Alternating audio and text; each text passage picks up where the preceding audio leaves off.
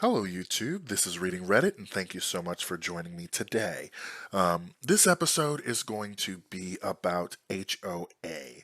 And this one, I refuse to live in an HOA neighborhood because a lot of times, anytime I hear about an HOA, it usually is a bunch of Karens who decide to just terrorize the neighborhood. So that is not happening for me. So here we go with our story today. Am I the asshole for vetoing an offer on my wife's dream house? My wife, 34, female, and I, 38, male, are shopping for our first house. We both put together a list of needs, wants, and deal breakers for our desired home. We both have similar lists in terms of needs and wants: multiple bedrooms and good schools for when we have kids, fenced in yard for our dog, no major renovations needed, etc. I only had one deal breaker. I told her I would refuse to even put an offer in on a house that has an HOA.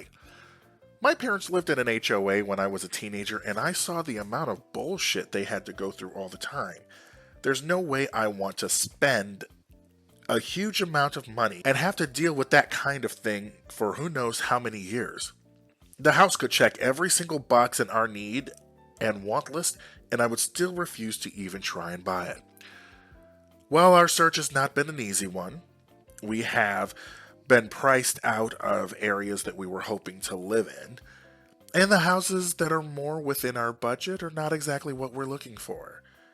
We've toured dozens of houses and had offers rejected, had sellers try to get us into bidding wars.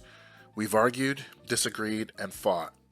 It sucked. Last week, our realtor sent us a house that was just hitting the market. She was excited because she thought it was exactly what we were looking for. My wife fell in love with the pictures and wanted to set up a tour. But as I looked at the listing, I saw it has an HOA. I told my wife that I didn't even want to go look at it since I don't want to put an offer in. So she decided to set up a tour with the realtor without me. She viewed the home without telling me about it, then came home and was all excited to submit an offer. She spent the entire evening trying to convince me that it's her dream house, that we need to submit an offer before it's too late. She said there's no harm in submitting an offer just to see what the sellers say. I told her that she knows an HOA is my number one deal breaker and that I find it pretty upsetting that she would go behind my back and do this on her own and then try to convince me to compromise my stance. She tried to downplay how much of an impact an HOA would have on our lives and told me that a little inconvenience from an HOA won't offset how much we enjoy our home. But she's never lived in an HOA. She hasn't seen firsthand how nuts they can be and how stressful it can be for a homeowner. I reminded her that when we started looking, we both agreed that it had to be a 2-yes decision, meaning that if one of us vetoed a house for any reason, we would not pursue it, and she knows that an HOA is my number one veto reason. She's now super pissed at me for vetoing her dream house. She's telling me we will never find a house that checks so many of her wants and needs, and that I should let go of the HOA thing and submit an offer. I told her that she's letting her frustration with the process cloud her judgment, and that she's taking it out on me.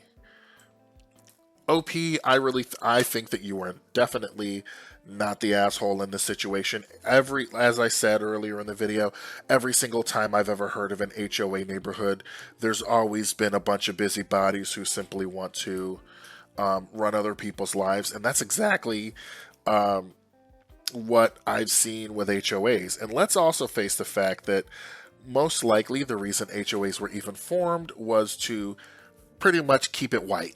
So let's go to some of the comments. So, number one, Major Barnacle says, I agree with the 2-yes take, not the asshole.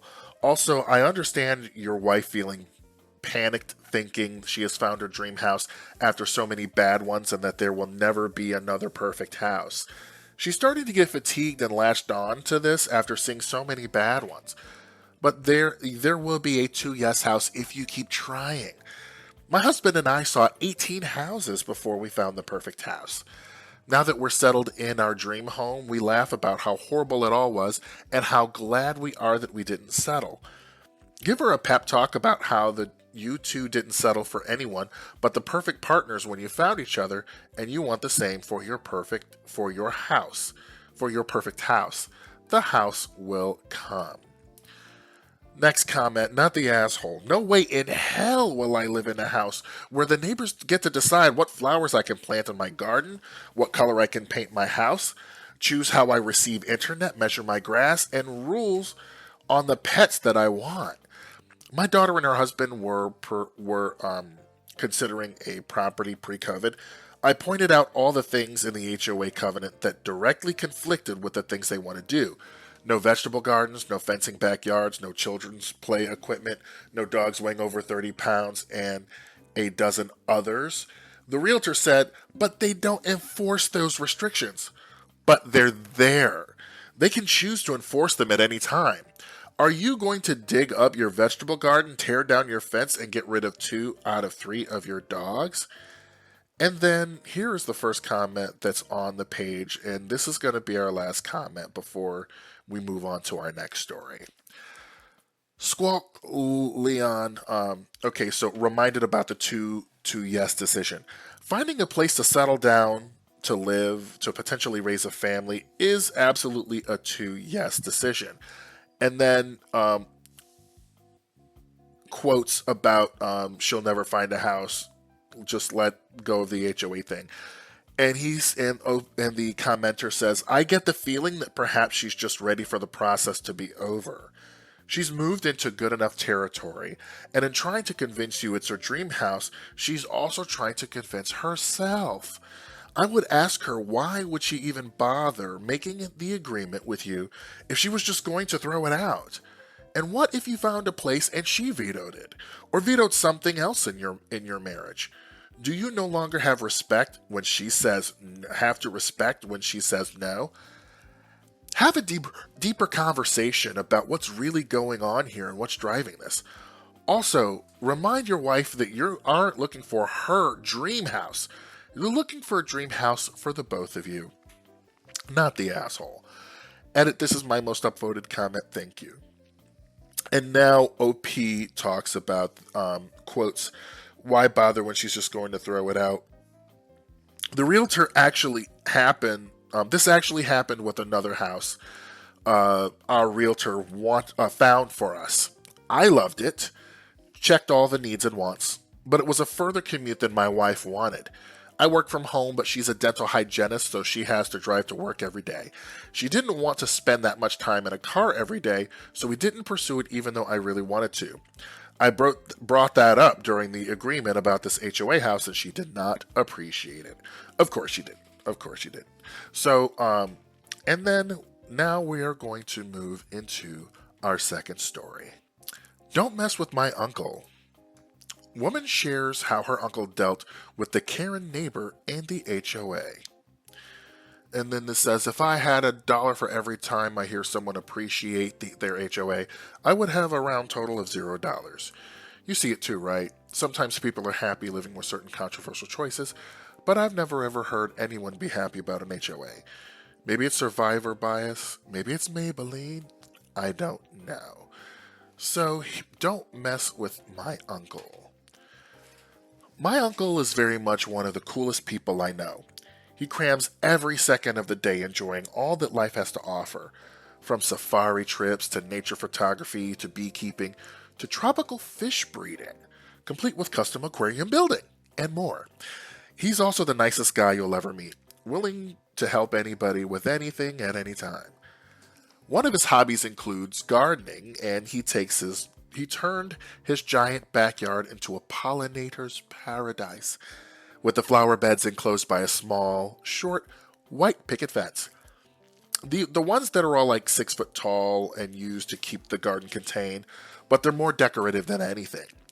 Now, having done well for himself in life, he also happens to live in a very snooty, upper-class neighborhood with lots of trophy wife busybodies who can't mind their own business. As part of this snooty neighborhood, the HOA rules explicitly state no fences. Of course, they mean large 6 to 10 foot tall fences around your property, not tiny fences around a garden bed. Either way, my uncle's neighbor decided to take it upon herself to report my uncle to the HOA for having a fence. And he got a letter from the HOA, since I guess their interpretation did find my uncle in the wrong. His response? To read the entire HOA bylaws to ensure that whirligigs, the lawn ornaments that look like a bird with spinning wings that make an awful constant clacking noise, weren't prohibited. They weren't. So my uncle up and replaced all of his garden fencing with these whirligigs, dozens, if not hundreds of them, clacking at all hours of the day and night. It was quite a racket. My uncle is a nice guy, so he took them all down at the end of the season, but I'm sure it humbled that awful neighbor of his. She never said anything to him or the HOA again, probably in fear of worse retaliation, like wind chime. This is pure malicious compliance gold. Hats off to your uncle. This is beautiful in so many ways. So how did he survive the noise himself? That's what I want to know. Also, really, she can't stand to look at a pretty white fence? Rolls eyes. Yeah, it was at the back of his property, opposite of where the house is or was. Oh my goodness. You know what? Maybe I need to take a look at the malicious compliance here, because this is so good. Okay. I see the rules say nothing about exotic plants. One line of corpse flowers coming right up. This. I like this. Okay, and then the last one here. Let's see. I'd be curious to know what it is that your uncle did earlier in life to do well for himself. Sounds like an incredible dude. And then OP chimes in, my papa owned one of the earliest videography businesses in the area, aka the video crew satellite vans that go to sports games and other events and help broadcast. My uncle inherited or bought that from him, built it up even more, and then sold it to retire early. My mom always told me they were the first house on their block to have a swimming pool and a home computer, so they were always pretty popular growing up. LOL. So yes, again, HOAs, I'm not doing it. I'm not a glutton. I'm not that big of a glutton for punishment that I would live in a HOA neighborhood. It is, nope, that's a liar. So anyway, do any of you live in HOA neighborhoods? Have any of you had issues with an HOA that kind of ended up with the HOA backing down? All right, I'll talk to you soon, and you have a wonderful day. Thank you for spending your time with me here.